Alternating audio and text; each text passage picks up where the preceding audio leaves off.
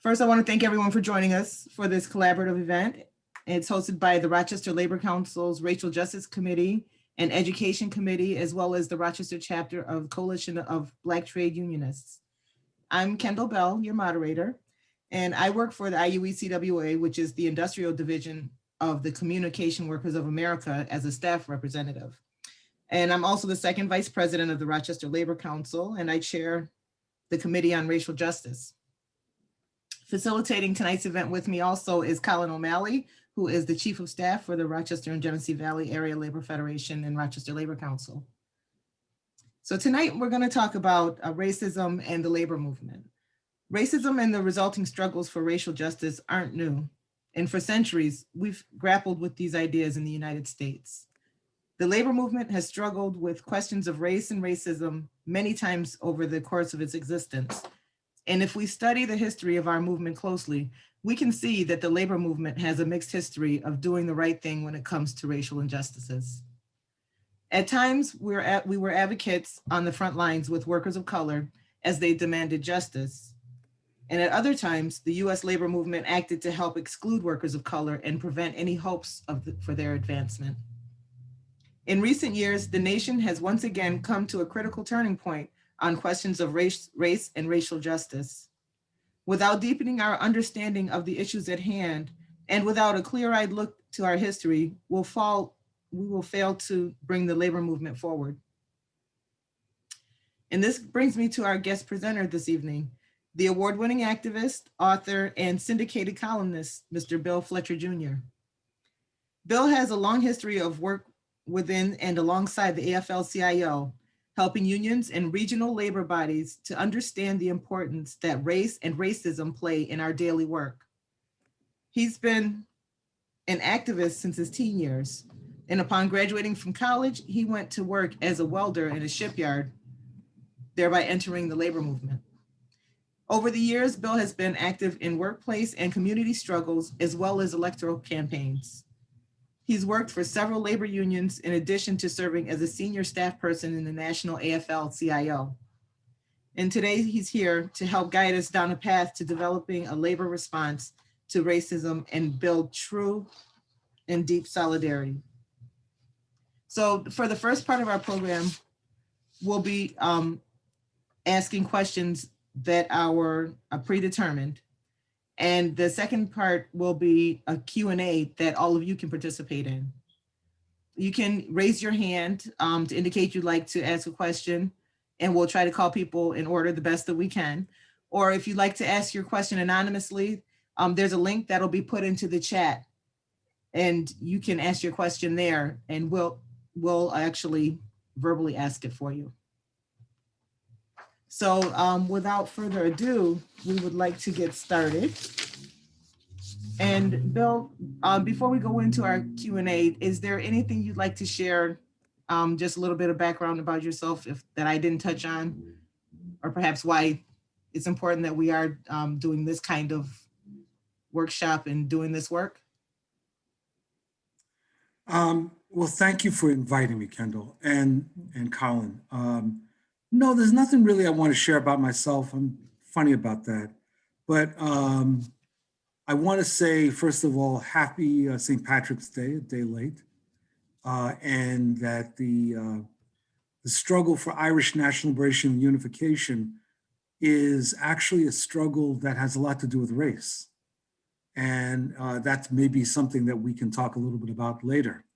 I think that this is a incredibly important discussion to have, particularly in the aftermath of 4 years of Donald Trump and the January 6th coup attempt. And the question of what is labor going to do about this rising right-wing populist movement that has major fascist elements.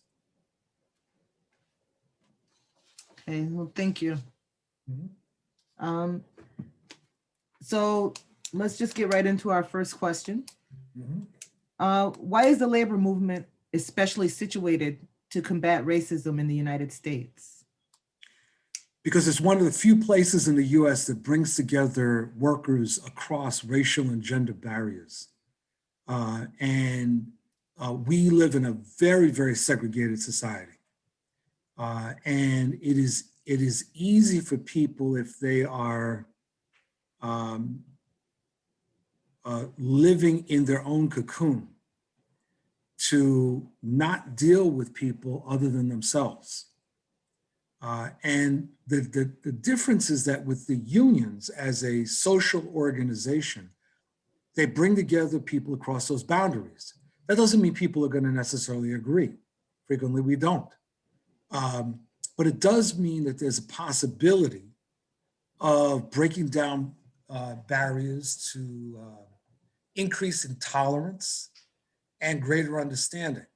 So that's what puts us in a very unique position. And from that position, if we play our cards right, we can be influential over the rest of society. On the other hand, if we continue following the road that most unions have gone, it's just a recipe to annihilation. Okay. Thanks. Now, our next question is, well, why is combating racism a critical part of what the labor movement should do rather than a side project for constituency groups? And kind of, I have a second part to that. Do you want to tackle the first part? Yeah, the first part Okay. is that's a question. Yeah. So we've got to tackle it because goes back to what I was saying before, we're very segregated, very divided society. And one of the things that many people, I think, have been living in denial about is that we have been a divided society from the very beginning. And by the very beginning, I mean like from 1607 on. We have had a very divided society on a number of different levels, whether it was settler versus indigenous, so-called whites versus the Africans, indentured servants and slaves, class issues, et cetera. And the thing that the English elite understood was that with the numbers of forced laborers that existed in the 13 colonies, that if they didn't do something, those forced laborers were going to figure out a way to eliminate the elite. And the British utilized what they had begun experimenting with in Ireland around the construction of this idea of race and racism and implemented it here. Our movement, the trade union movement, has overall been very uneasy about tackling this and has thought overwhelmingly that tackling race is divisive.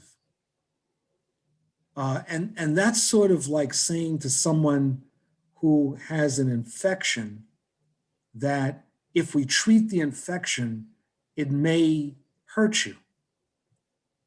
Well, yeah, it might, but it's either you treat it or you die. So which would you rather, which route would you rather go? And that's the issue with racism. Dealing with race and racism hurts. It particularly hurts white people because they start to realize that they've been played for suckers for 500 years. And that really does hurt. No one likes to be a sucker and to, really have that hit you in your face. And it hurts people of color because we're reminded time and again of not only the atrocities that we've experienced, but the sorts of treatment that has marginalized us all too often. So dealing with race is very, very difficult. But we in the trade union movement have to deal with it. And we've got to deal with it by first assuming good intent. That's got to be the beginning point, that we're doing this in order to cure the patient. And if we don't start there, then there is no hope. All right. Actually, you kind of started in on the second part of the question, because now, how would you suggest that local labor groups such as the ALF, Council or the unions in general, the affiliate unions, move to become leaders in this movement rather than relying on constituency groups, because typically constituency groups are made up of the people that are oppressed, that are being That's right. discriminated against. So how would you suggest that unions or these other groups as a whole take on more of a leadership role in combating racism? So there's a few parts to this question, Kendall, and I would say that the first thing and most important thing is that labor needs to have a framework in order to understand the relationship between race, racism, and capitalism. And that in the absence of that frame, it's sort of like if you don't have the right pair of glasses, you can't drive a car, right? If you have eye problems. And if you decide you don't need the right pair of glasses and drive the car, then there's a very good chance you're going to have an accident. And that's the same is true with the union movement when it comes to race, that there needs to be a framework in order to understand the construction of race. One of the most important features being that it is in the material interest of white workers to oppose racism. The material interests of white workers to oppose it. Not just a moral question, not just let's be better people before God, but a material interest because of the way race was constructed precisely to divide up workers and the way that that's played out in industry after industry in different parts of the country. So the first thing then is the movement needs to have a framework. The second part is that the leaders need to have courage enough in order to lead their respective organizations in internal education about the issues of race and racism and the implications of that for the work of the union. So this is one of the projects I've worked on with the Washington State Labor Council, getting ready to start a major project with the California Labor Federation, and working with some unions on doing just that, a framework as well as a educational program to ultimately reach the rank and file. Then a third part is that the work of the union itself needs to change. It's not enough to just have good ideas. You got to start changing the way that the union is approaching its activities. So the examples that I frequently like to use are those from unions like the packing house workers, which no longer exist, they're part of UFCW, but in their heyday, they were known as one of the most vehemently anti-racist unions in the country. And they would actively take on issues like racist hiring practices by employers, segregation in the meatpacking facilities, making sure that it was mainly white and Black members at the time, that there was like more equality for the Black members and activity in the union. So much so that in real backwater places like Boston in 1954, which was not known as a site of great revolutionary activity, they carried out a successful strike and kept people together, kept them unified. So there needs to be a shifting in the way that the union looks at doing its work. And the final thing that's related to that is that the union needs to learn that workers work in workplaces for 7 to 9 hours a day, unless they're part-timers. And then they have another part of their life. And they frequently return home to segregated neighborhoods. They may experience segregated and dilapidated healthcare and education. And the union needs to be a voice that addresses these. And not simply saying, well, the only thing we're going to tackle is when you come to work. The union needs to be central to the life of the worker. And that includes what's happening in the workplace as well as what's happening at home. So essentially what this is calling for is a real transformation in the role of the union.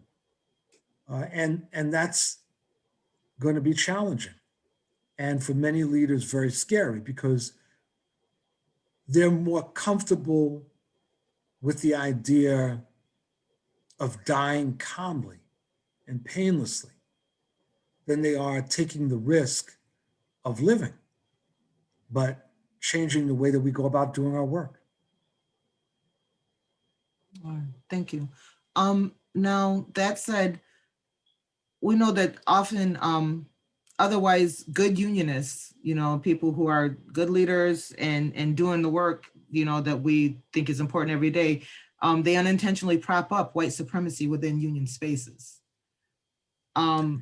So can you just give us an idea of what that would look like in today's labor movement? And especially when you talk about, needing to have a framework, how do we combat that, keeping up the white supremacy and letting that still fester within? Well, I'm going to start by saying something that may irritate some people, which is that I would say, first of all, that they're not good trade unionists. Now, I know exactly what you're talking about, right? Mm-hmm. I know that there are people out there that, they'll fight for a strong contract. They're really good in prosecuting grievances, et cetera. And so people say, well, they're good trade unionists, except. And I would say there is no exception. You're either a good trade unionist or you're not. And if you're not, there's different shades of gray, but you're just simply not. There was a very famous trade unionist in the 19th century named William Silvis, who was the leader of the first National Labor Federation, which was called the National Labor Union. Many people described him as a good trade unionist. But Silvis oversaw a federation that refused to allow African Americans and Chinese in. So my question is, how could this sucker be a good trade unionist, right? He was someone who condemned Reconstruction, basically said it was a waste of money. How could he be a good trade unionist? Samuel Gompers, the founder of the American Federation of Labor, is frequently referred to as a great hero of the trade union movement by many people. But this is the same person who, when the Japanese-Mexican Labor Association in California in the early 1900s applied for admission to the AFL, replied to the Mexican members of the union and said, get the Japanese out and we'll let you in. So how could Gompers be a good trade unionist? So I start there because I think we have to rethink our definitions and that we have to hold trade unionists to a higher standard. And that doesn't mean that people are always going to be consistently anti-racist, consistently anti-sexist, but we've got to know what's the general tendency. Are they generally in the ballpark or are they jerks? That's really fundamental. Now, the other part to your question is that we need to retire some of these people gracefully, give them a nice party, give them a nice, watch and everything, and make sure that they leave the movement. We don't need them. We're in a completely different era where that type of leadership is totally unacceptable.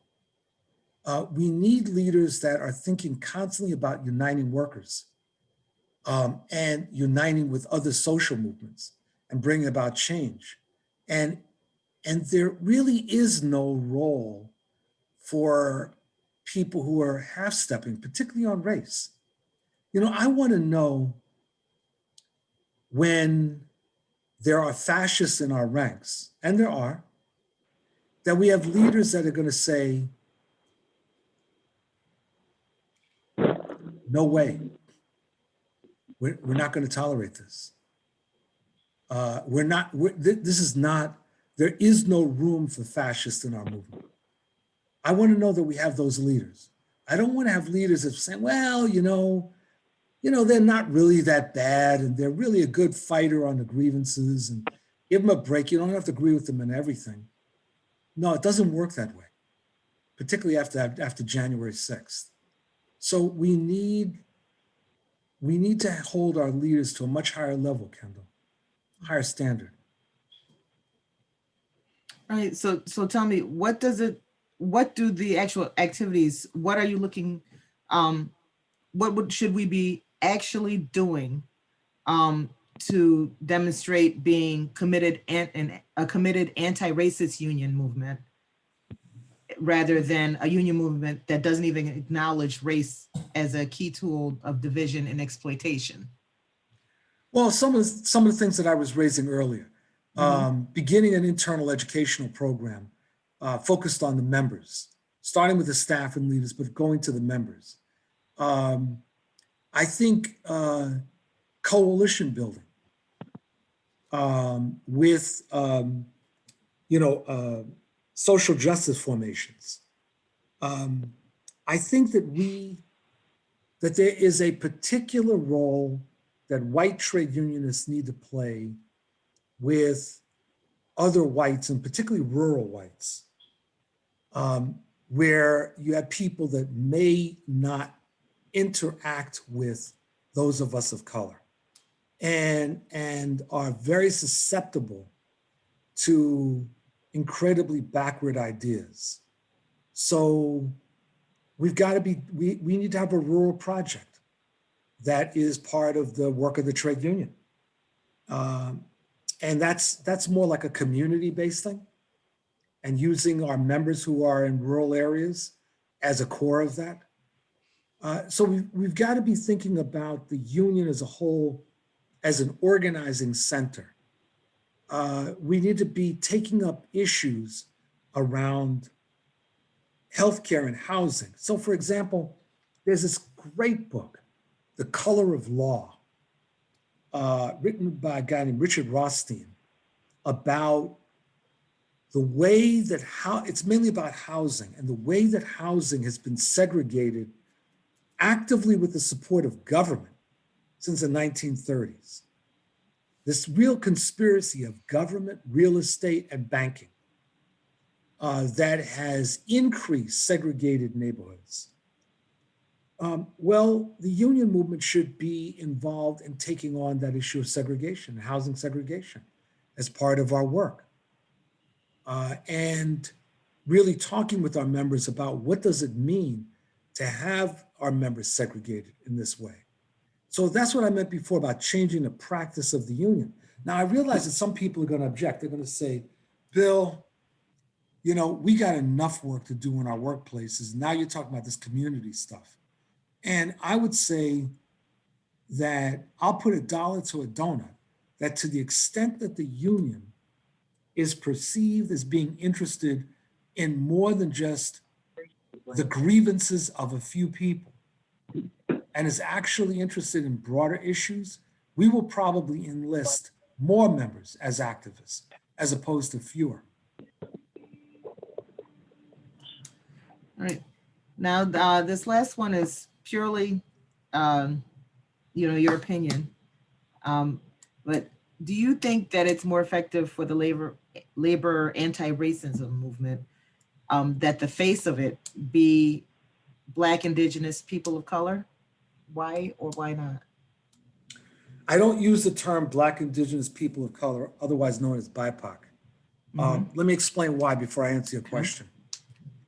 Because what it does is it invisibilizes three major populations: Puerto Ricans, Chicanos, and Micronesians. In order to understand the history of the United States, you have to understand not only race, but settler colonialism.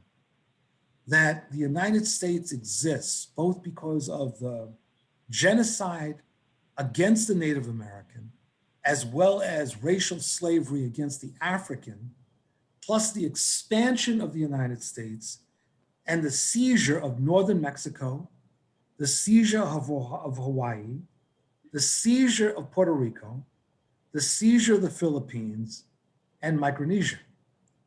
And so you put it together, it's racial settler colonialism. And so it's really important that we emphasize this. So as opposed to BIPOC, I talk about BIPAMIC, which I'll tell you at the end as to what that stands for.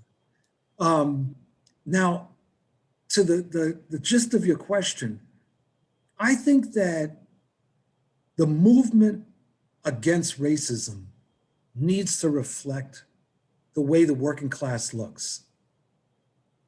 That it's not, for example, do we criticize John Brown because this white guy was engaged in warfare in Kansas against slave owners and was preparing a major uprising through the seizure of the weapons at Harper's Ferry? It was a white guy.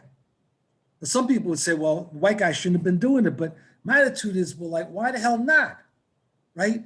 And don't we want comrades? Don't we want people that are working with us in this fight for freedom? I mean, I think that, John Brown remains one of my heroes. And the United States, mainstream United States can't figure out John Brown. I mean, he's one of these historical figures that there is no consensus about. Because how the hell do you have a white person who was willing to put his life and the life of his kids on the line for Africans? He must be crazy. And that's the way US mainstream societies looked at him. I want more John Browns. I want more Ann Bradens. You know, a great Southern activist. You know, so we've got to have a diverse leadership. Now, in using that, I use the term diverse cautiously because it's not simply about what the faces look like. It's also about power. And one of the critical things in the movement, you know, our movement has made great strides in terms of diversity. You have leaderships that are far more diverse than they were 20 or 30 years ago. But that doesn't necessarily mean that the power is diverse. And this is going to be this is already one of the trickiest issues, that you can have a very diverse group, but if the power is basically held in the hands of the same old people, then you haven't made a fundamental change. You've just put lipstick on a pig, right? And so now what we got to do is we've got to make sure that we're transforming the power relationship within the organization. And that gets very challenging because there's comfort level. Like in my own experience, in one labor organization where I was in a staff leadership position, the staff leadership was quite diverse. But everybody knew who was making the decisions. And that was about 4 people, and they were all white. Everybody knew it. But it was one of these things like no one really wanted to talk about it. And when I actually raised it with the chief of staff, it was, let's say, a very uncomfortable discussion. But that's what we got to do. We've got to shake the tree. And that's one of our tasks. And there's going to be some people that are going to be our allies on that among whites. And then there's going to be other people that appear to be allies, but are actually very uncomfortable with the tree being shook because they feel like at the end of the day, they actually are a little smarter, or they actually have a little bit more experience. And we've got to change that. It's going to be very difficult. You know, there's this scene, anybody that knows me knows that I'm a Star Trek fan. And there's a scene in Star Trek VI, The Undiscovered Country. And so the Klingons and the Federation are beginning to have this discussion to settle their long squabbles. And the Chancellor of the Klingon Empire says to Kirk, Captain Kirk, he says something like, this is going to be especially difficult for our generation. We're the ones that are going to have the biggest problem. And that's true in our movement, that our current leaders are the ones that are going to have the biggest problems, because it really is, they were brought up in a certain way of engaging in trade unionism. And now we're saying that's no longer acceptable. And that's very difficult. Yeah, I agree with that wholeheartedly. Thank you. Sure. So that completes our prepared questions. So we can move on to a question and answer from all of the participants. Do we have anyone who would like to ask a question, or do we have any questions in the document, Colin? We do have one anonymous one, but why don't we take a couple of hands first? I'll send you this one in the meantime. Okay. Is there anyone who would like to? Oh, and by the way, Ask to a the question. question about whether I Yes. meant Star Trek, the original series, or the Next Generation, answer is every Star Trek, every film, every series. And if you're not watching Star Trek Discovery now, you got to go on demand and watch it. It is amazing. And a Black woman is a central character. Wow. Okay. So anyone have a question? Dan? All right. Hey, Bill, thanks for coming out to play once again. Sure. You got me live from my basement. So All right. I had trouble getting on this thing. But so we've had a lot of discussion about changing the leadership in our labor council. And to do that, you need the affiliate unions to have people of color come up through the ranks and get those leadership positions in the affiliates, right? So I don't know if you have any thoughts, wisdom, advice, and counsel on how do we do that? How's that outreach work? We're decent in the UAW, always could be better, but I know that's the pool that we have to select from to move folks up into the labor council and then the ELF. Well, it's in some ways easier when you're talking about staff, finding staff, than it is when you're talking about getting people into elected positions. But let me answer that in a very strange way, Dan. When I went to the AFL-CIO in 1996, John Sweeney took over in October 95, and I was hired as education director. And John Sweeney wanted to turn what was then the George Meany Center into a national labor college, and ultimately that's what it was. I was one of the few people that did not embrace that vision. I said that we needed a West Point or a war college. We did not in the main need a liberal arts degree granting institution. We needed to train the up and coming generals, colonels, and captains of our movement. And we needed to train them basically the way the military does. And my idea didn't go anywhere. And I've been like the voice in the wilderness for 20 years, basically saying the same thing, that part of what we need is not the periodic leadership development that we have. You know, you have a training on this particular Saturday, and maybe there's CEUs that are given to people and blah, blah, blah, blah. We need a war college. We're at war, right? We need to train leaders from the ranks and from other social movements who want to devote their lives to the working class. We need to train them in things like strategy. They need to all read Sun Tzu, The Art of War. They need to read Mao Zedong, right, and understand strategy and tactics. They need to study scenarios, and not just about scenarios about how to bargain, but scenarios on how to move campaigns. We need to train more researchers to get inside corporations and figure out how to muck them up, right? What are the weak points? And I would guess, Dan, that there's a lot of people in our ranks that would love to have that opportunity. So, you know, in World War II, going into World War II, the US military was fairly weak. And And among other things, they didn't have a lot of officers. And that's where the term 90-day wonders came from, that they would train officers in basically 90 days, and then they'd throw them into battle. And we need sort of our own version of that. So I would say that if we were to make a major commitment to that type of education, and really big picture, not just like how do you process agreements?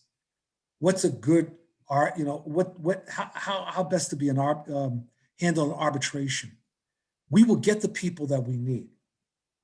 Now, there's up and coming elected people that need that as well, because they get elected, and many people get elected and have no idea what to do once they're elected, because they've never run anything. And then they become either completely dependent on the staff or they're completely incompetent and they screw things up, maybe end up going to jail. So we've got to be thinking about cultivating our leaders. It's a long-term, I would argue it is a ongoing task. And so when we're picking people for these programs, we need to be thinking about what does the US working class look like? And that's what the training, that's what the population of our program should be. Hey, thanks, Bill. I appreciated you talking a little bit about the history of the Irish when you came on. I can tell you're a historian. Oh, And yeah. thanks for saying Happy St. Patrick's Day. I know O'Malley appreciated it. No, It's a but, pleasure. hey, part two on that question is, and we've had this discussion a little bit internally.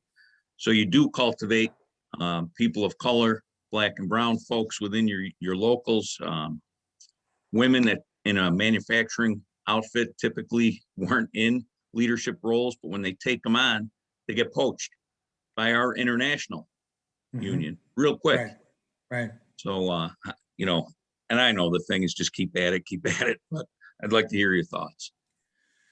Well, it's complicated because having worked for a couple of internationals, I know that they need good staff. And so I don't think that there's an easy solution to that.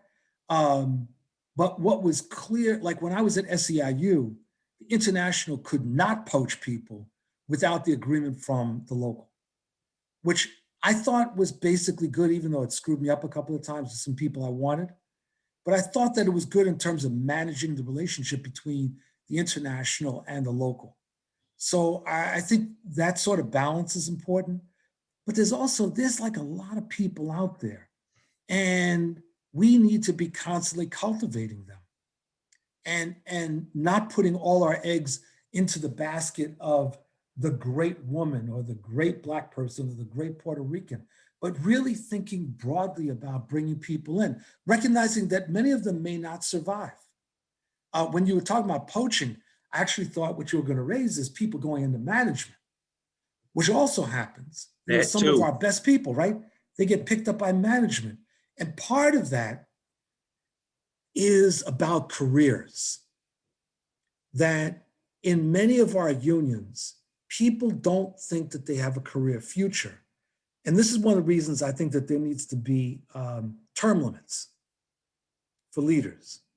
That when you have a situation where people have to literally be carried out of office, it becomes very discouraging for the up and comers. And when there are cults of personality, around leaders, so that the leader who has been there since the Jurassic era can't be criticized, people get discouraged and they leave. And I've seen that in constituency groups, I've seen it in unions, local unions, internationals, where people just say to hell with it. I don't need this. And they go off and do something else, like become entertainment lawyers. Let me just say something about Ireland, since you raised that, Dan. I'm gonna take advantage of this. I think it's really important when you're looking and trying to understand race. A lot of people in the United States, when we start discussing race, they go to the issue of racial slavery in Africans, Or maybe they'll look at the indigenous, the Indians. But you really got to look at Ireland. And this is the thing that a lot of Irish Americans don't even know, right? That the English looked at the Irish as an inferior race. And they did not and do not mean that in a euphemistic way. They mean it quite consciously. They see the indigenous Irish as inferior. And one of the things that's detailed in Theodore Allen's excellent The Invention of the White Race, Volume 1, which is all about Ireland. Part of the English strategy was something, and we were talking this before the program got started, will sound a lot like what was done to the Indians. They intended to wipe out the Irish, annihilate them, right? And just simply move the settlers in. And then when they did move the settlers in, the way that they implemented, they created what came to be known as Orange privilege or Protestant privilege, just like we talk about white privilege. So one of the things that we've got to engage people, engage our members, is to understand the way the system works and why it has been so successful. And you know, one of the things that when I was in Belfast in 1988, I gave a talk, and this guy stood up, and I was living in Boston at the time, and Boston was incredibly segregated, and we were still dealing with the ramifications of the busing crisis in many ways. This guy stands up, and he looks like he could have been someone out of South Boston. He looks at me and he says, "Bill," with his heavy brogue, "what the hell is wrong with Irish Americans?"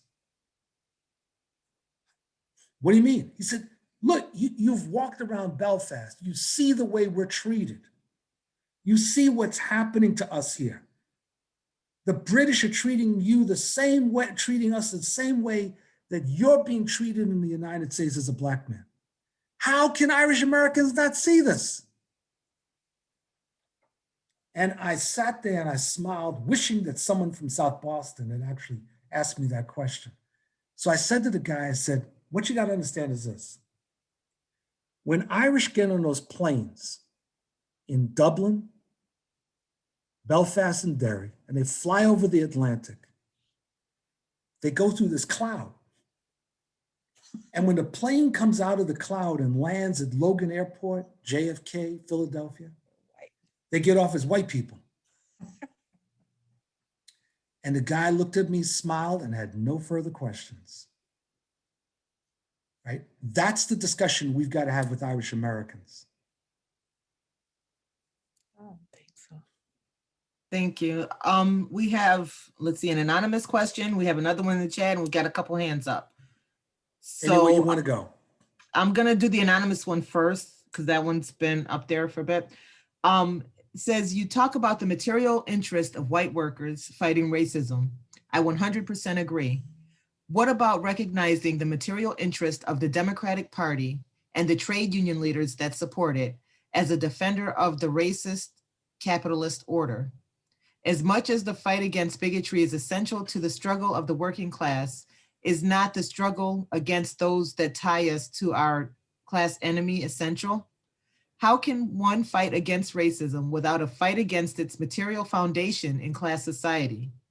How can we fight for the working class if you're in an alliance with the defenders of the social order, i.e. Biden and the Democratic Party? It depends on who the main enemy is at any one particular moment. That's the answer. That you don't take on more enemies than you can take down at any one moment. If you do, you're a fool. Anyone knows that who's ever been in a fight.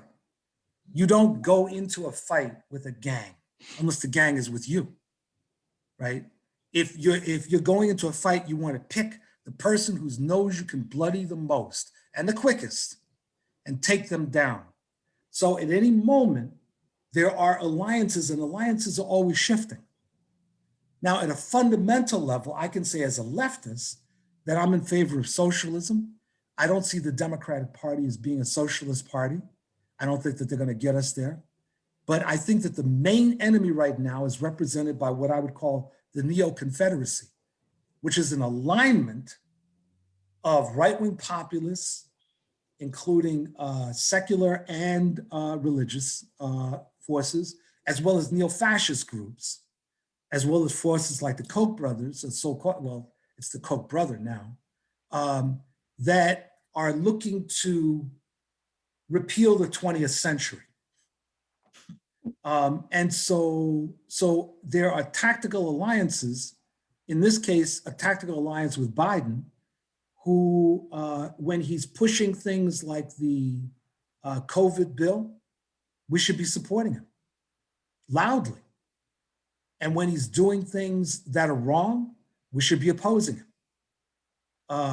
But we need to understand who the main enemy is at any one particular point. Now, one of the things I mentioned before about William Silvis in the 19th century is really interesting. So William Silvis, as the head of the National Labor Union, keep in mind, they wouldn't let Black members and Chinese in. But Silvis went to Black workers, particularly represented by a guy named Isaac Myers, who went on to form the Colored National Labor Union, and said, we got an idea for you. Let's unite and form a labor party. You African former slaves, you're working with the Republican Party. Abandon the Republican Party, let's form a labor party, and we'll go forward. That's the kind of idea that many people today continue to believe, which is that we can sort of ignore race, join together, hold hands, and sing Kumbaya, and go forward together. African Americans weren't stupid. To have William Silvis come to them and say, we're going to keep you out of our unions, but let's forget that. Let's just join together and form a new political party.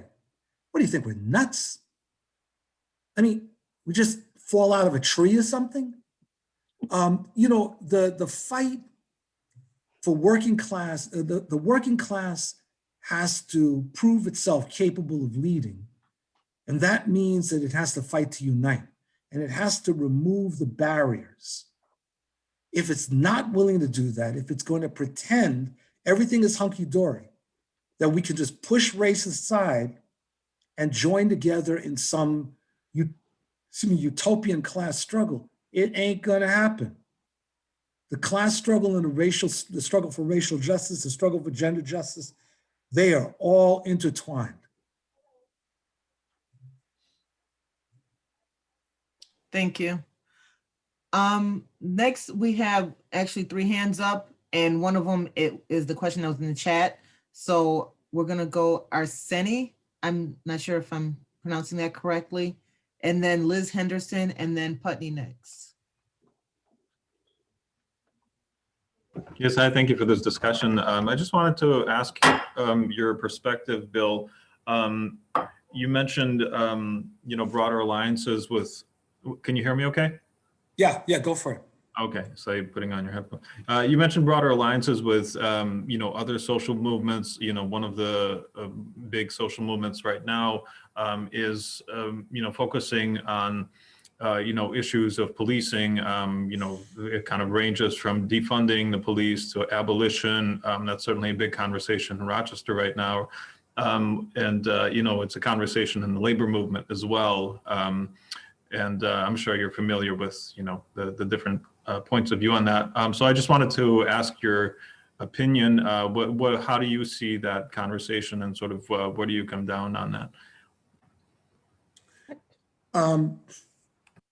So I think there's different places I come down on it. I think that the conversation about law enforcement is badly needed and has been badly needed. And the issue of law enforcement in a capitalist society, what it means, what do we mean by policing, is the discussion that we need to be having within our ranks in organized labor and in communities as a whole. People are all over the map on this. And I look at various opinion polls regularly on the issue of what should happen with the police. Even in communities of color, the communities are very divided because fundamentally, people want accountable policing. They don't want rogue cops. They want to know if they're paying their taxes that they're going to be protected. And they don't want to have gang members firing bullets and hitting kids.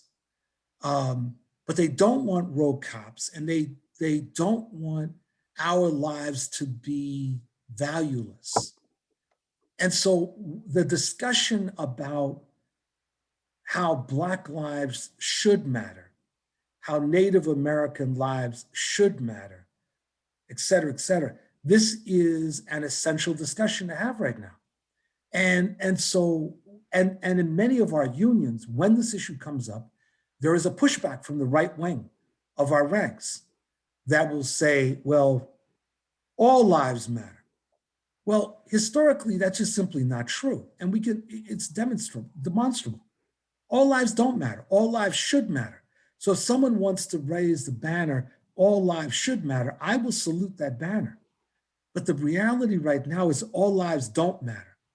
That when Mr. Castillo was killed in Minnesota, driving a car with a pistol that he was legally entitled to carry, that he told the cop who pulled him over that he had the gun and was nevertheless killed.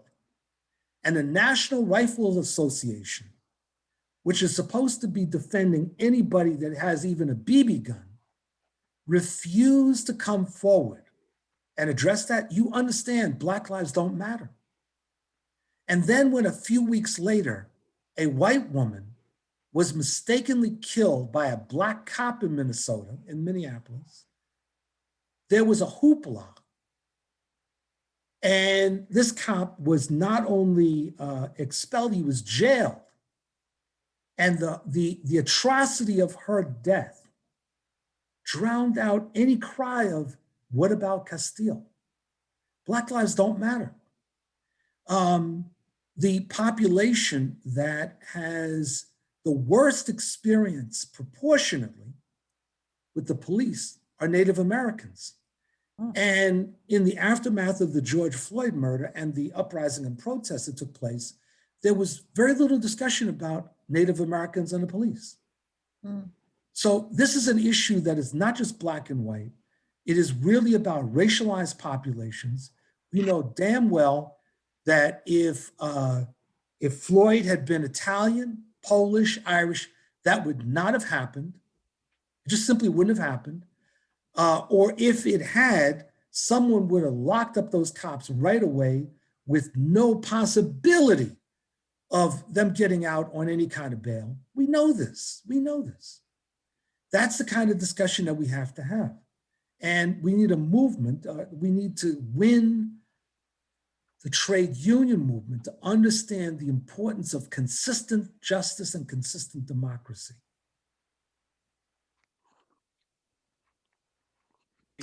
Thank you. The next question will be from Liz Henderson. Hi, thank you. I was running to the door for someone who was canvassing for the Democratic Party. My question is, I would just love to hear your thoughts about organizing among food system workers, including family scale farmers as well as farm workers. I'm not sure that I'm going to have a lot to offer you. The issue of, there's this question of the issue of organizing farmers, and then there's a question of organizing farm workers. And the farm workers, as you know, are not covered by the National Labor Relations Act. And that was part of a very conscious design by the Southern and Southwestern ruling elites in the 1930s. One of the problems I saw back in the 90s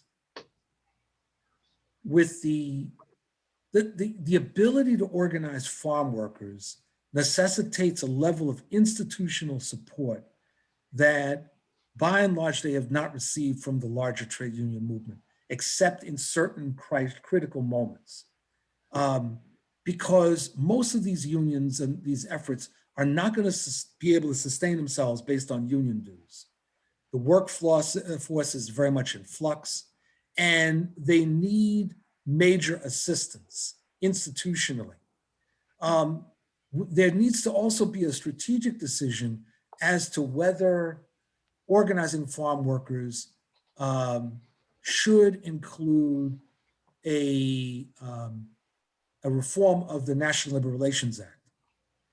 And there are people that have argued that it's better to keep the laws at the level of the states, because if you move at the National Labor Relations Act, you might come down with something that's milquetoast.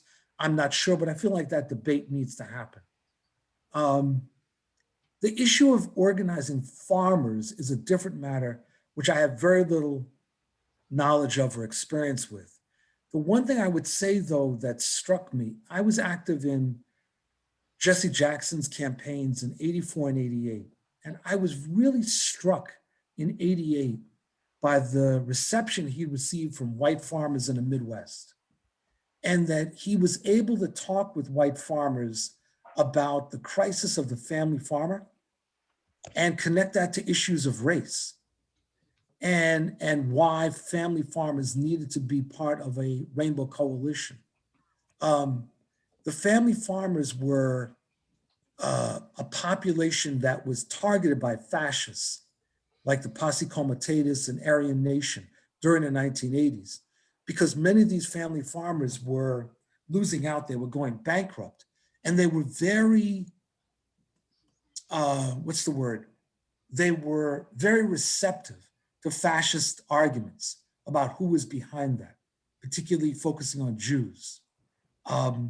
And so Jesse represented a counter to that. The work that's been done by progressives in rural areas, as I was saying earlier, to me has been very inconsistent. And I think that what we should understand in looking at the last several elections is that even though we are winning cities, in the absence of winning rural areas, the Republicans are circling the cities and are blocking the ability of cities to do things. And so that means that we have to have a rural organizing project.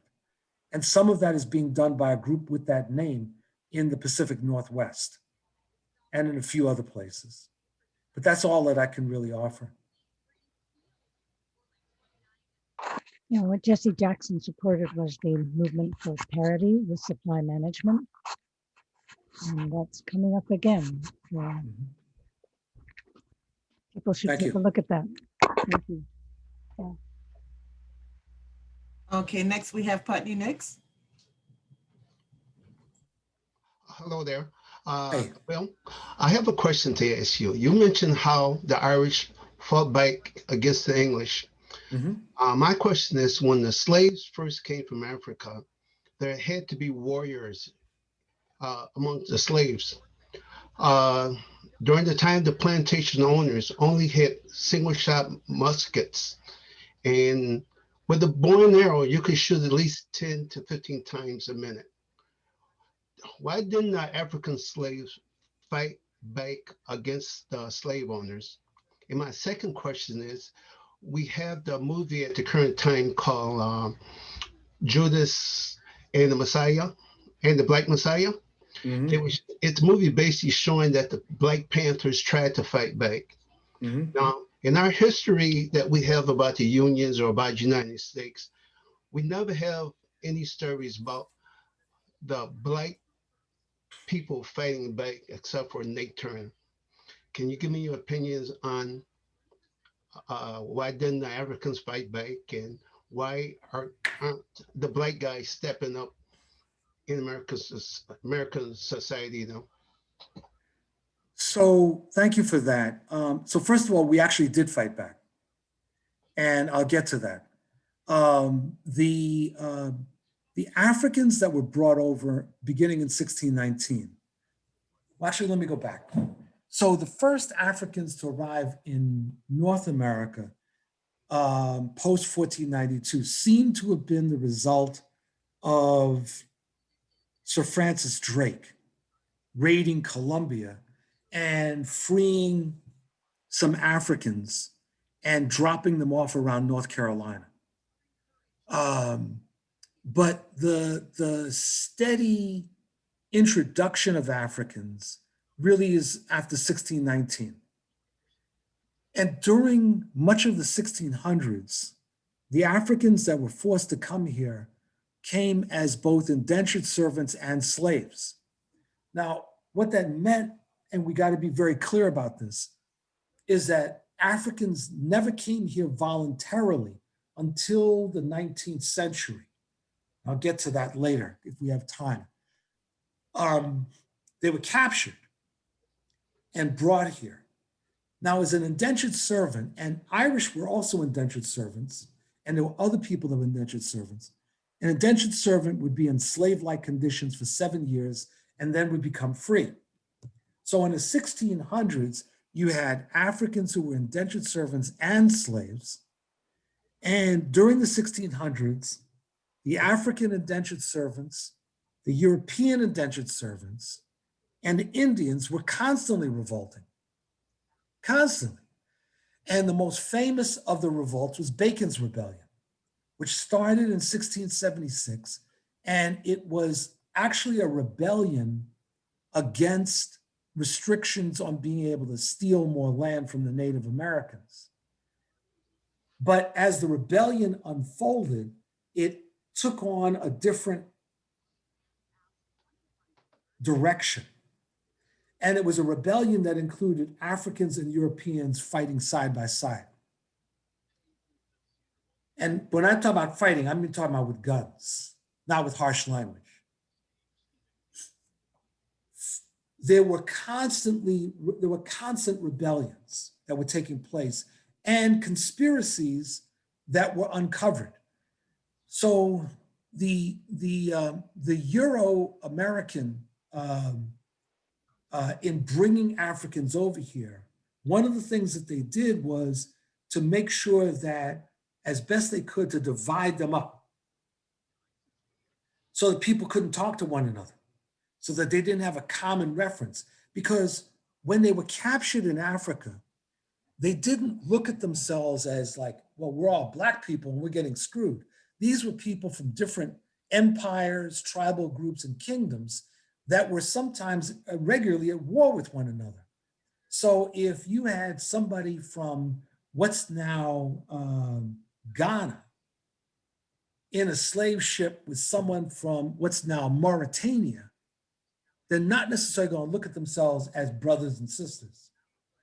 They might even look at themselves as enemies. So you got to understand that was part of the game that was being played, right?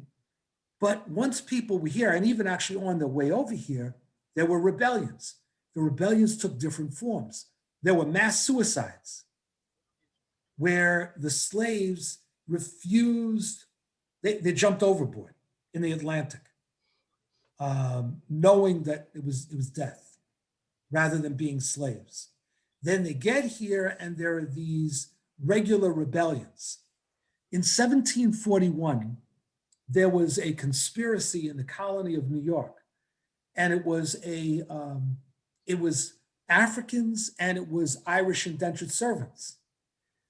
And the story that I heard about this, which was very interesting, is that like many other conspiracies, somebody sold out and told the ruling class that this thing was going to happen.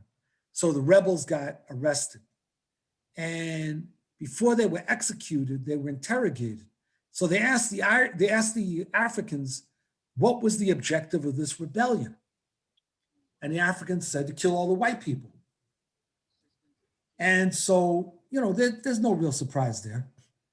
And then they asked the Irish.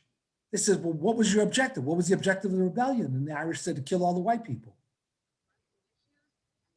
Now, I always found that story really fascinating because what it told you is that in 1741, these Irish did not see themselves as white. And second, they didn't see white as a description of someone. They saw it as a description of an oppressor. It'd be like an Algerian in the Algerian Revolution saying, I'm going to kill the French. They're not talking about going into the streets of Paris and whacking somebody. They're talking about whacking the oppressor. So you had these periodic rebellions. Nat Turner's rebellion was one, right? There was war, I mentioned, in Kansas in the 1850s. In some ways, you could argue that the Civil War started in 1854 in Kansas. There was, when John Brown carries out his famous raid on Harper's Ferry, there were Africans involved in that. And then the Civil War unfolds, and almost as soon as the Civil War unfolds, Black folks start leaving the plantations. And as W.E.B. Du Bois documents in his excellent The Black Reconstruction in America, he calls it the Great General Strike.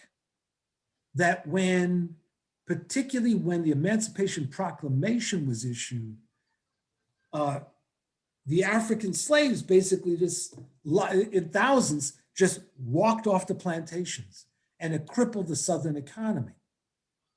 So this is a long answer, bro, but it's to make the first point, which is that we did resist. We kept resisting. And part of the problem is that we don't know that history, because that history has been kept from us, so that we are led to believe that we were passive, that we took it, that we were chumps, right? As opposed that we were constantly fighting back. The other part of your question about labor is just as valuable.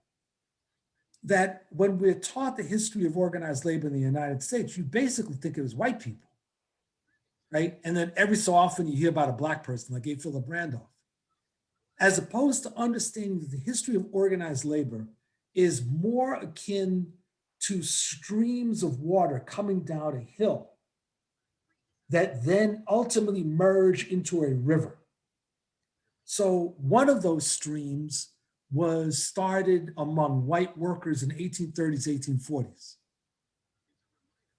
Another one of those streams takes place immediately after the Civil War, when Black workers in the South, over like from 1866 to 1868, start organizing on their own and carrying out strikes, right? Raising their living standard.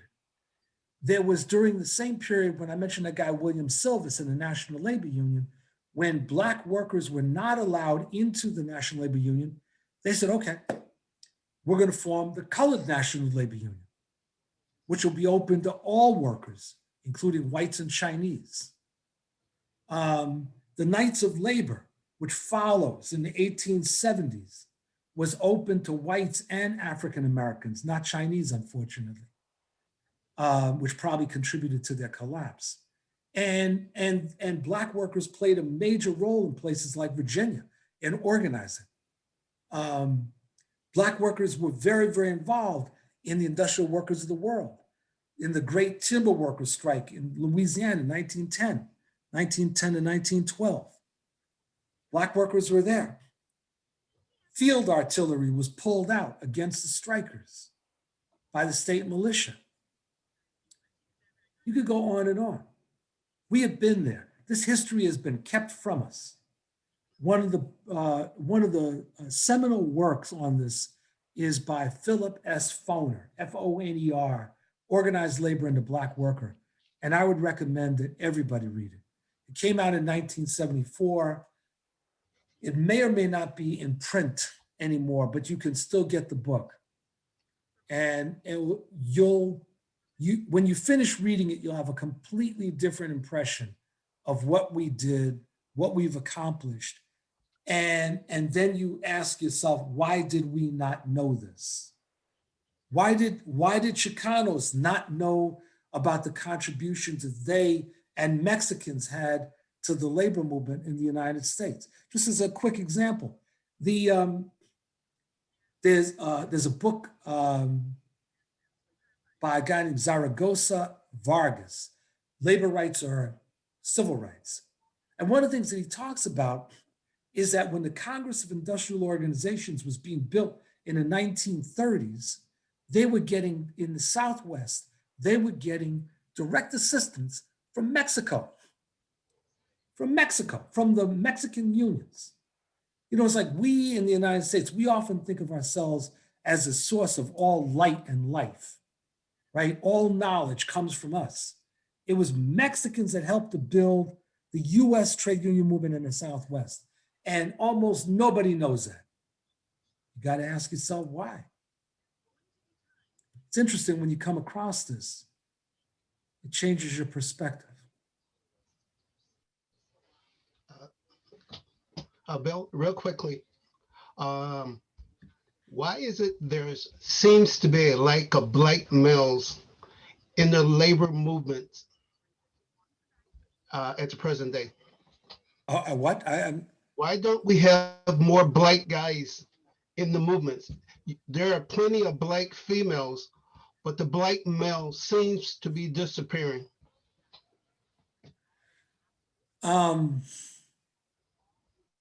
I think part of what you're identifying is the impact of the relocation of industry.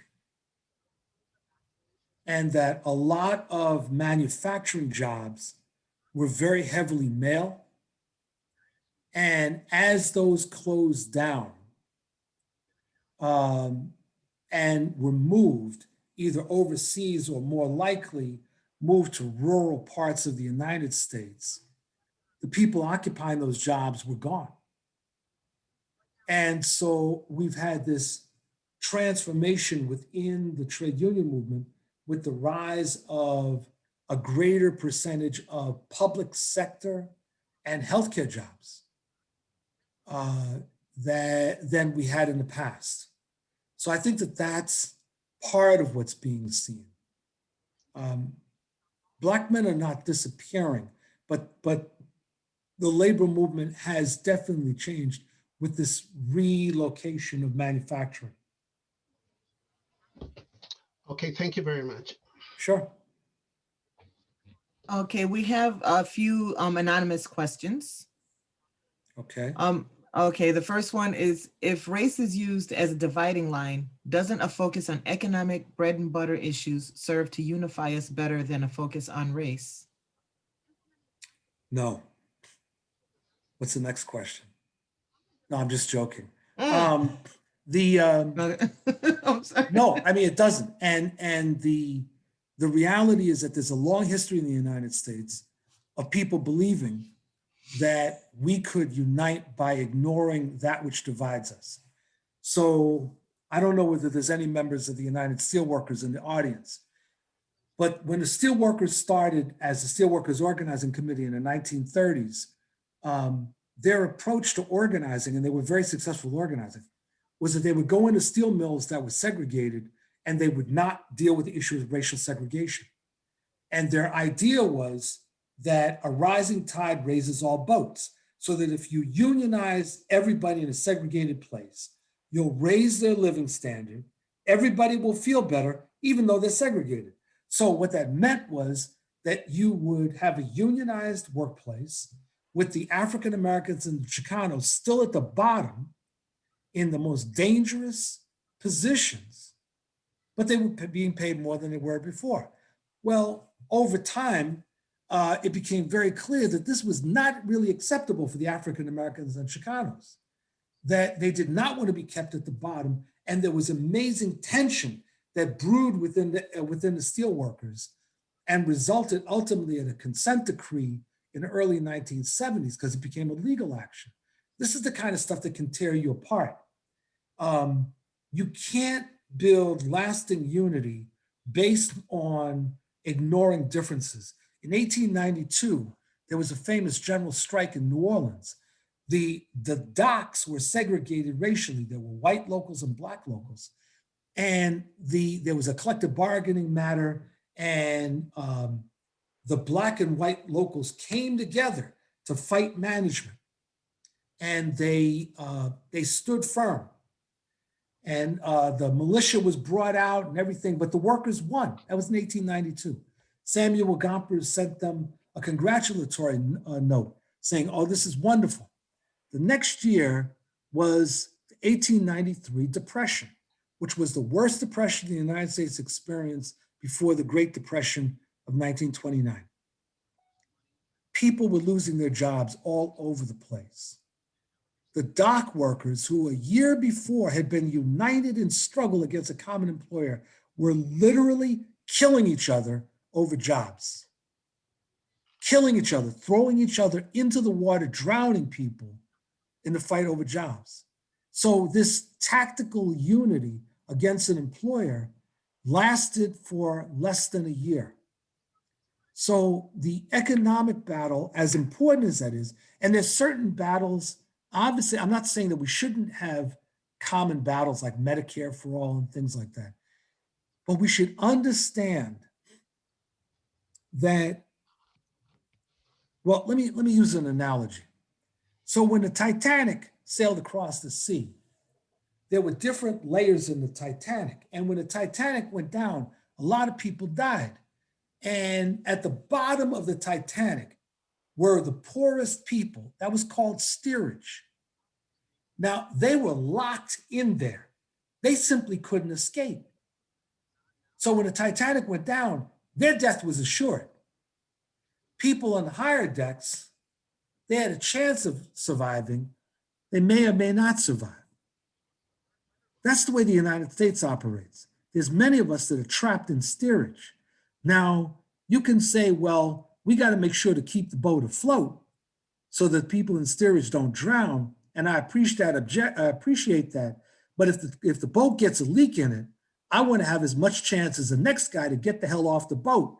I don't want you telling me shit happens, right? And that's the problem when you have this temporary unity based on common economic demands, and you don't deal with the fact that we are divided. The enemy knows this. That's why they play on it. Great, thank you. Next, are there tactics that you've seen other councils use that can help affiliates understand the urgent need for the community to accept us as allies on more than bargaining related issues?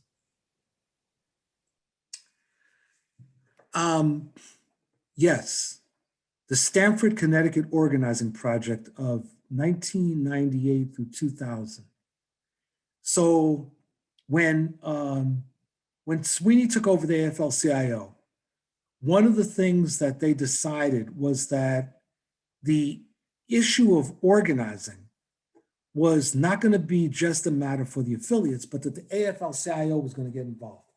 And one of the ways it was going to get involved was something that was called the Geographic Organizing Projects. And what that involved was using central labor councils as the hub of regional organizing efforts. So you would get the local unions together to start to develop common or at least shared organizing plans and programs, in addition to outreach to communities. So one of the things that they did in Stanford was that they started reaching out, and one of the things in Stanford is that it's very expensive to live there. And so they made a commitment to fight for housing, affordable housing. And that became part of the demand of the entire Stanford organizing project. And they were able to build real alliances. Now, the Stanford project, there were 3 places, I think, that the geographic organizing effort was started or experimented. The AFL-CIO killed the project because the affiliates, the national affiliates, did not want the AFL-CIO engaged in organizing. In fact, some of the same unions that split from the AFL-CIO in 2005, their organizing directors did not want the national AFL-CIO involved in organizing. And one of the things that just drove me crazy, because I was hearing all these lies about, the AFL-CIO needs to be doing more organizing. Some of the same unions that was saying that had helped to squash the Geographic organizing project. Why? Because they didn't want local unions coming to them demanding resources for organizing. So I would say that that's one of the best examples of what we need to do. We need to be having national unions doing strategic organizing as opposed to like bouncing around all the place. And we need to have central labor councils and area labor federations as the hub of geographic organizing efforts. And as part of that, reaching out to community-based organizations and saying, let's partner, because as they said in Stanford, unionization is an economic development strategy. And we should Thank put you. that on our business cards. Right. Thanks. We have a question, I think, from Lisa Serrano. Yes, thank you. And thanks to the organizers and to Bill Fletcher. I always learn so much from you, Bill, every time I show up. So one of the things I've heard you talk about tonight and before is the need for internal education programs and unions. And I'm a member of a building trades union. And so a lot of our membership are the rural white guys whose lives have been kind of upended in recent decades. And I think are really struggling to make sense out of that. And so I feel like as a union, we can play a critical role in building a shared analysis around what has happened, is happening. And then from there, that's a platform from which we can take united action. Because, you know, if we're not talking to them, we know the other folks are. I mean, look at January 6th. We know union members were there. We know they were at the Capitol on the 6th, right? So, I mean, to me, that's the critical work, especially a building trades union that have resources and have the membership that really needs to be educated and mobilized towards the greater good, including their own, right? So my question to you is, you are such a fantastic historian and educator.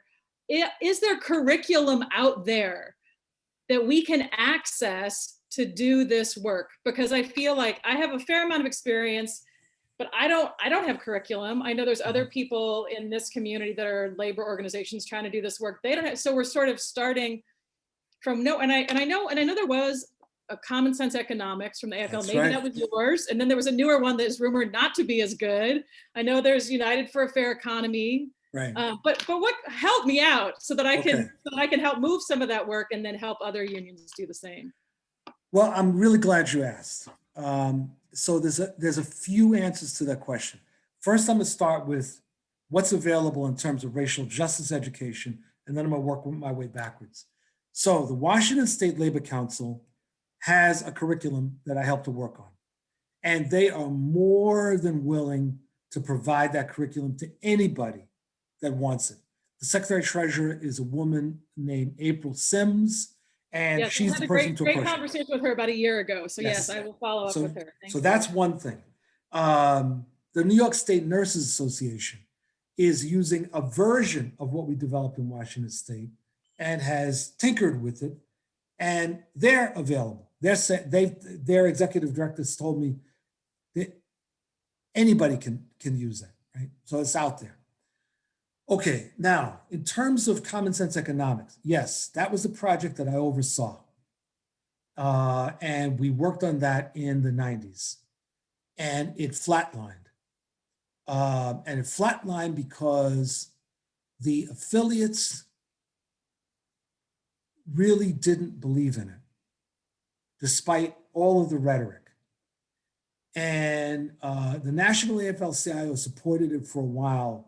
But education is one of those things that people feel like they can generally do without, as long as someone has a good speech and a great PowerPoint, right?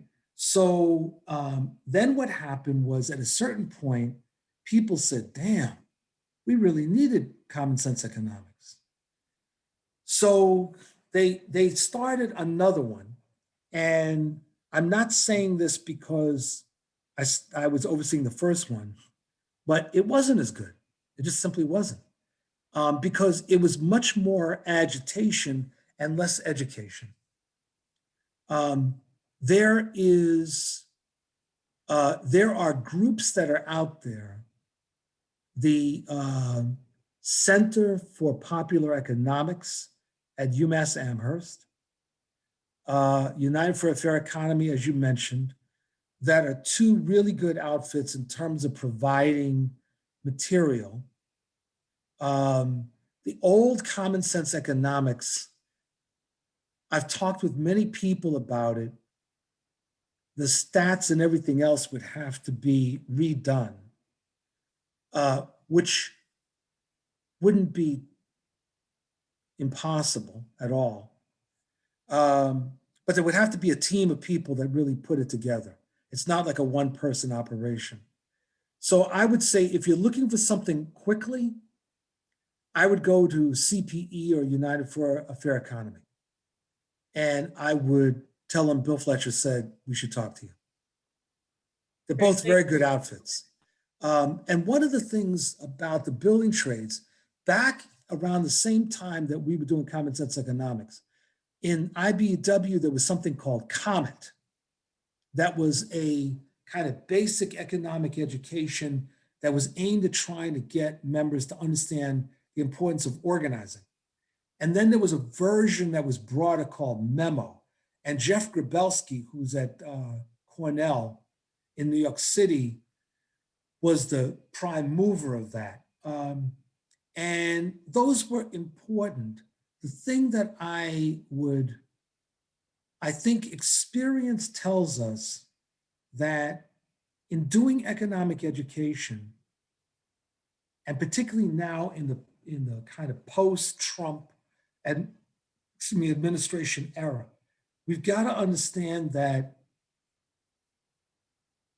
when Trump ran in 2016, he used some of what we talk about. He talked about trade agreements. He talked about how workers were getting screwed over. And when we do not provide a more comprehensive analysis, it's easy for right-wing populists, Pat Buchanan is a great example of this, to seize parts of what we say and almost sound like us. And so, you know, Trump was able to talk about trade agreements. And if you listen to him, you'd think that the US was being screwed over by the rest of the world, as opposed to the US capitalists are part of screwing over the entire world, including us, which is a completely different argument. And that's why we've got to be very clear when we're going forward with this, and why this education is really important. We got to be very careful about, anti-Semitism in the analysis, because when one of the things in right-wing populism, particularly when there's a financial crisis, is that they go Jew hunting. And this is true whether it's in Poland, Hungary, or the United States. When there's a financial crisis, the right wing starts looking for Jews. And that can have an appeal to segments of our membership who are influenced, because this is actually a very anti-Semitic country. We like to believe, because we always repeat Judeo-Christian, right? As if that means everybody gets along. But it's a very anti-Semitic country. And there are a lot of anti-Semitic arguments that are persuasive within the working class. And so we've got to be very clear when we're talking about who the enemy is. We're really talking about who the enemy is, as opposed to who the enemy is not. Thank you. Lisa, I'm sorry, did you want to follow up? Nope, Okay, thank you. Okay. Next, we have a question from Latanya Wilcox.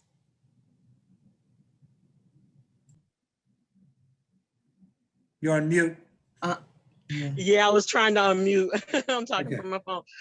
Thank you, Mr. Fletcher, for the insight. I'm sorry I came in late on the discussion, but I was really moved by when you were talking about educate, as far as educating not only the at-large public, but really internal education, because we're finding that a lot of our labor leaders are not educated. They do not really know, and it's not necessarily because of the don't want to know, is that no one has really taken the initiative to actually get out there and say, hey, before you go and do that, these are some things that we need to do.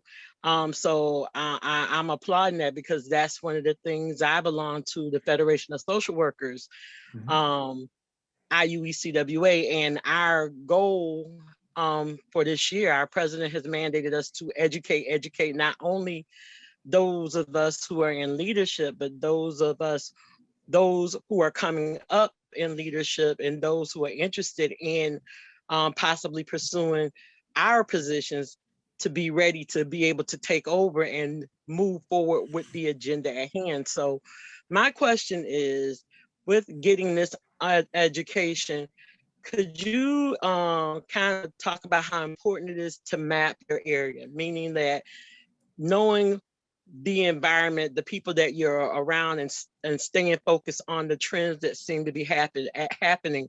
Because as a person who works in public assistance in the public sector, our clients are now shifting from those who are just not just coming from homes that are broken, but people who have lost those jobs to foreign competitors, and how it is important to educate and make sure that our rank and file have an understanding of what they're dealing with, and how to engage tactically with not only our members, but to be able to communicate this to those who are out there. So that was my question.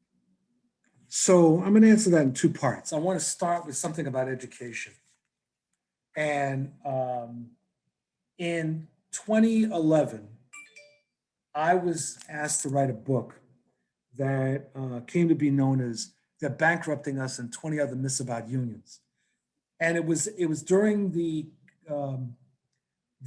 all the demonstrations that were going on in Madison, Wisconsin, and other places. And the publisher, Beacon Press, said, like, a lot of people are getting interested in unions, but they don't really know what unions are. So would you write a book? So I said, okay, I'd write it.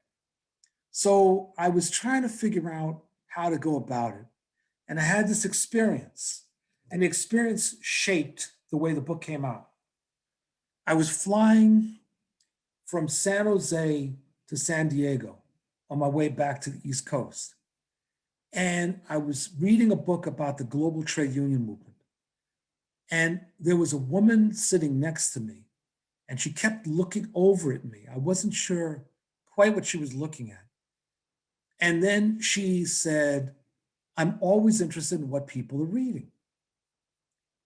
And so I got very excited, and I told her about this book about, the global trade union movement. So she looked at me and she said, "What is a labor union?" Now, she was probably in her 30s. And at first I thought she was BSing me. And then I realized that she wasn't. She really didn't know what a union was. And so I went about trying to explain it to her. And she was nodding her head in that way that she had no idea what I was talking about, right? So when I went about writing the book, I imagined being at Starbucks, sitting across the table from her, and that we were both having coffee, and that she was asking me questions. And that's how I went about writing the book. I was trying to think about what are the kind of questions that someone who doesn't know much about unions or watches too much Fox News would ask. That's how the book came out.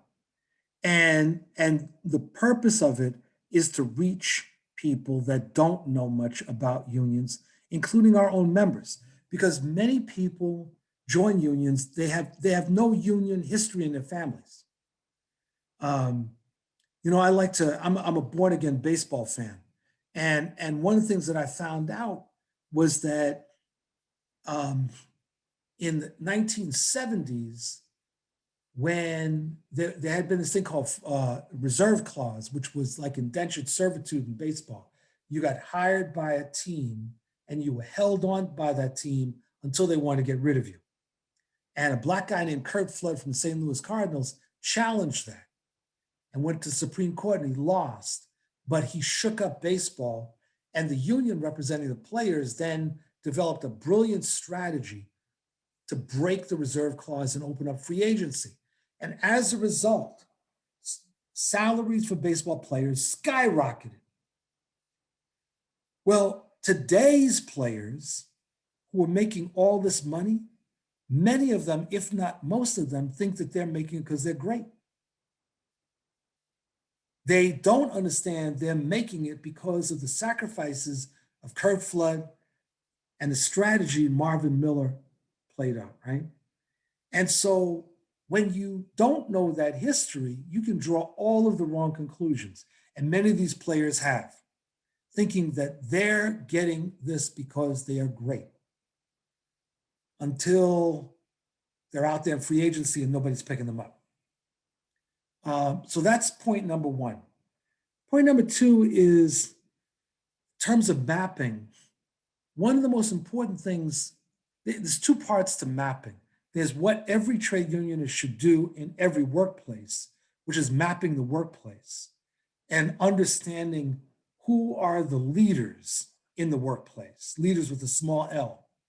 And who is it that has followers? Because those are the people we need to win over to the union and to the program of the union. So that's one issue. But the other part of what you're talking about is that I had this, when I was at SEIU, I had this ongoing discussion with Andy Stern, who later became the president of SEIU, but at the time was assistant to the president for organizing. And I said to him, and at that point we were friends, and I said, Andy, in every training of organizers, there needs to be a social worker in the room. And he looked at me like I was completely nuts. And I said, I'm not joking. I said, the working class has been beaten up and it is traumatized, and there's substance abuse. There is mental and emotional health issues. There are, people that are frequently suffering mental and emotional issues.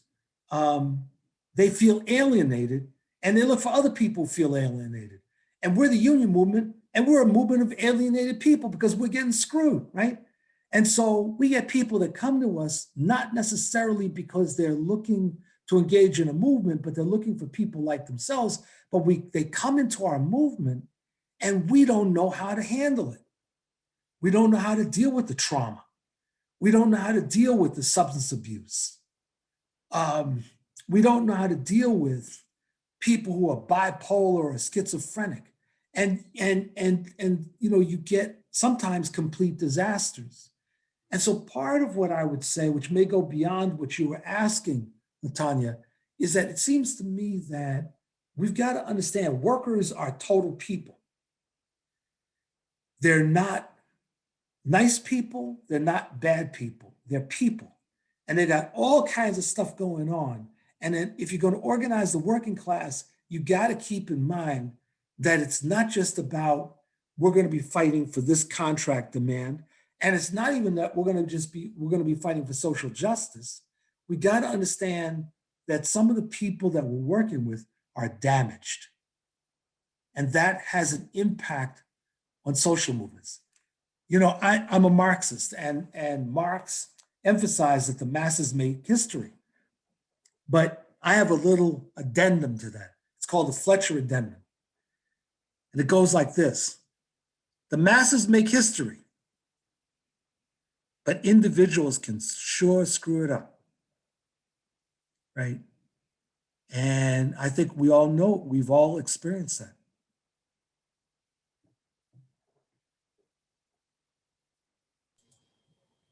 Thank you. Thank you so much.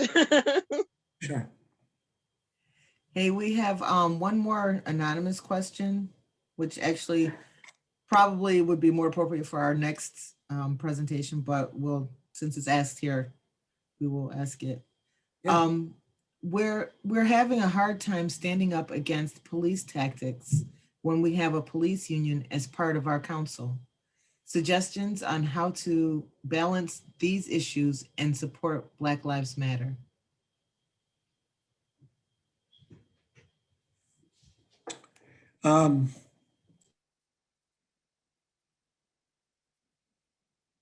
we have a great deal of difficulty in the union movement standing up for racial justice when there are unions within our ranks that have a history of keeping people of color out.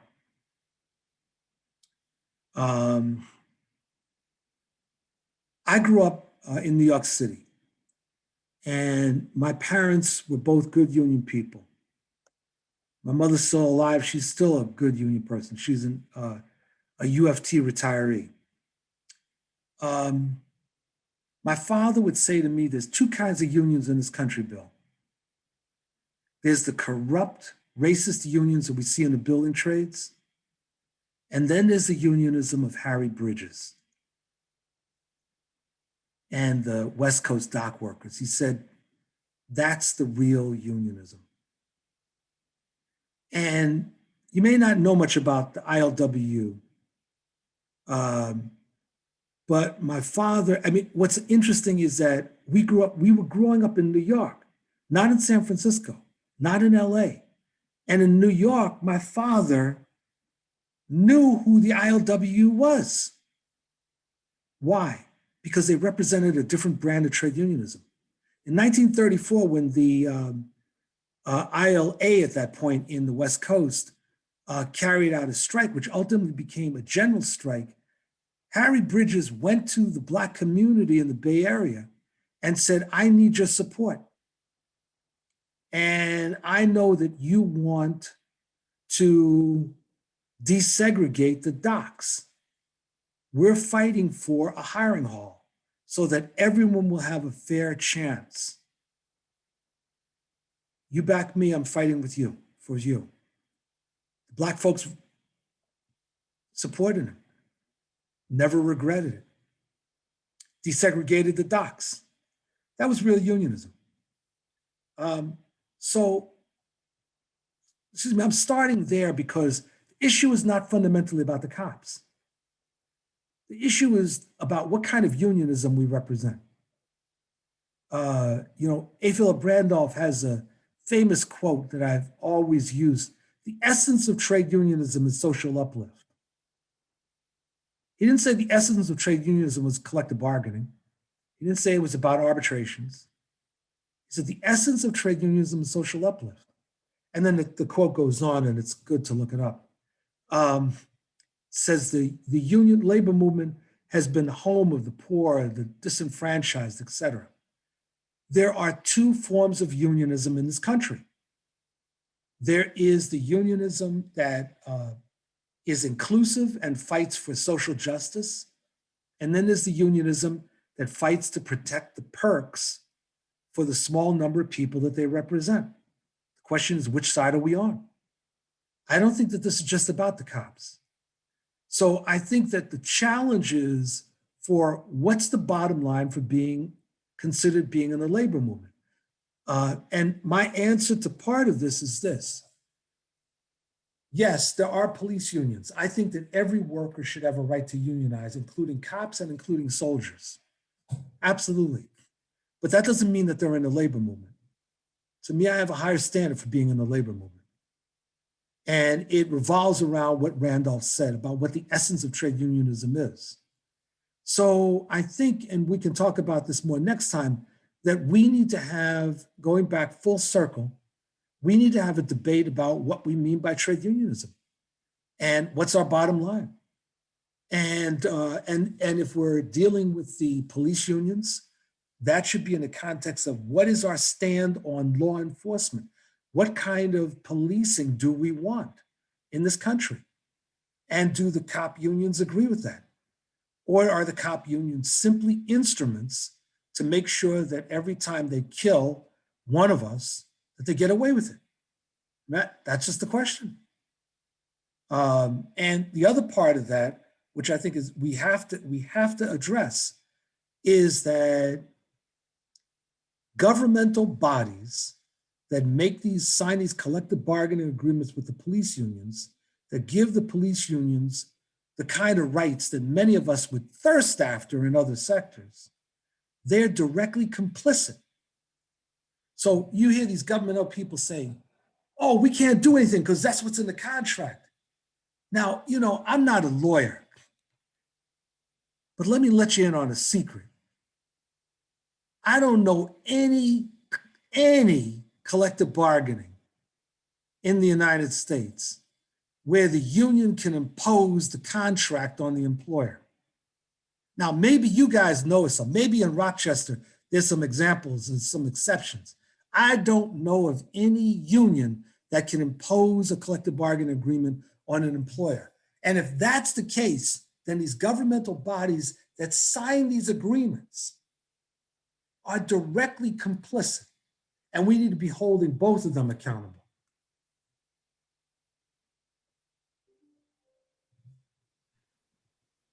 Thank you.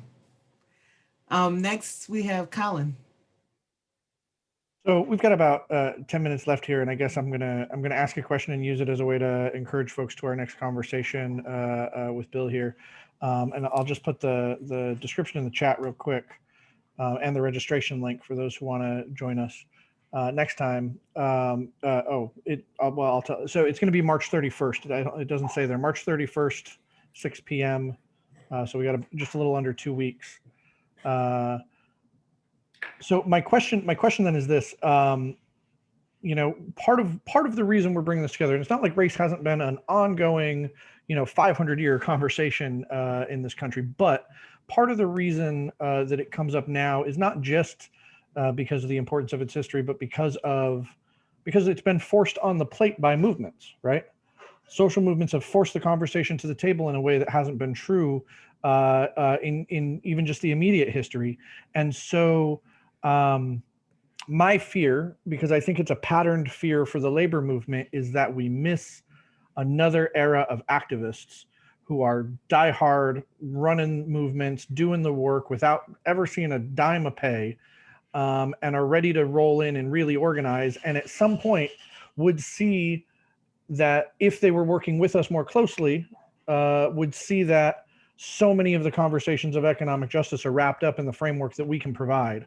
But don't see that because we don't really work with them as allies, because we don't really dive into the movements with them, whether that's the anti-war movement of the 60s or the anti-apartheid movement of the 80s or the racial justice movement right now. I feel like we've missed activists over and over and over again.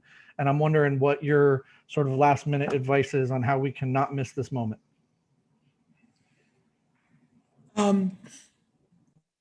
There's a film called The Poseidon Adventure that some of you probably have seen. It was originally in the 1970s, and then they did a remake a few years ago. In the original, Gene Hackman, Shelley Winters, and Red Buttons, a number of people, great actors were there. So let me tell you a little bit about the story. So there's an ocean liner that's cruising on Christmas Eve, and out of nowhere, it's hit by what's called a rogue wave, which I actually thought was made up, but they actually exist, and they're very dangerous. And so it hits the ocean liner, turns the ocean liner upside down. So immediately a lot of people are killed, but there was this Christmas Eve party or New Year's Eve party, some kind of party going on in this ballroom, and there's this like giant Christmas tree in there. So the ballroom is protected for some reason. There's no water breaking in. So Gene Hackman says to everybody, we got to get the hell out of here because eventually the water's going to come in. So one of the crew is there in the ballroom, and he basically says, no, we should stay here and wait for the captain to give us our orders. And Gene Hackman says, the captain is probably already dead. We've got to get to what used to be the bottom of the ship, because that's now the top, that's above water. And if we're going to get saved, that's where it's going to be. So we got to go there. And the crew person said, no, we should stay here. This is safe. This is like a bubble. We're going to be protected. So Gene Hackman gets Red Buttons and all these other people, and they grab the Christmas tree and they start climbing out of the ballroom. Everybody else is sitting in the ballroom waiting to be saved. And so then after all the major stars get to the top of the Christmas tree and get off, they get ready to head on and they look out, and at that moment, the water comes rushing in to the ballroom. And everybody realizes at that point, oh shit, we got to go up this Christmas tree. So they grab the Christmas tree and the Christmas tree falls over and they're dead. We need to be the ones that are going up the Christmas tree, folks. That means that some people are going to sit back and do nothing. And as far as I'm concerned, let them drown, right? It's those of us that are ready to go up the Christmas tree and take the risk of escaping that got to do it. And you can try, you can beg, you can plead for people to join you. But at the end of the day, people are going to make their own decisions. And by people, in this case, I mean different unions. There are unions out there, God bless them, they believed in Trump, right? And there's not a damn thing you're going to be able to do to convince them. Let them drown. There are people out there in different unions that basically believe that if it worked in 1955, it should work in 2021. And God bless them, let them stay in the ballroom, because we got to get the hell out of there. That's what we got to be doing. We have to have a coalition of the willing, of people that are ready to climb up that damn Christmas tree and get the hell out of the ballroom, because there's no percentage in waiting. Nobody is going to save us. It's going to be us or we drown. That's it. And when we go up that Christmas tree, there's going to be an interesting thing we could find. There's other people who are going to be joining with us, right? The people that we thought, well, you're coming too. You used to not ever talk to me, but they're smart enough and they realize I see that Christmas tree. I'm no idiot. I'm going to climb too. And we help them get up that Christmas tree.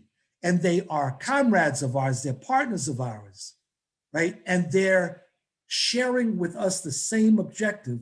We got to get out of the ballroom. And then they're going to be those that we've worked with for years that are going to sit back and say, let's wait for our orders.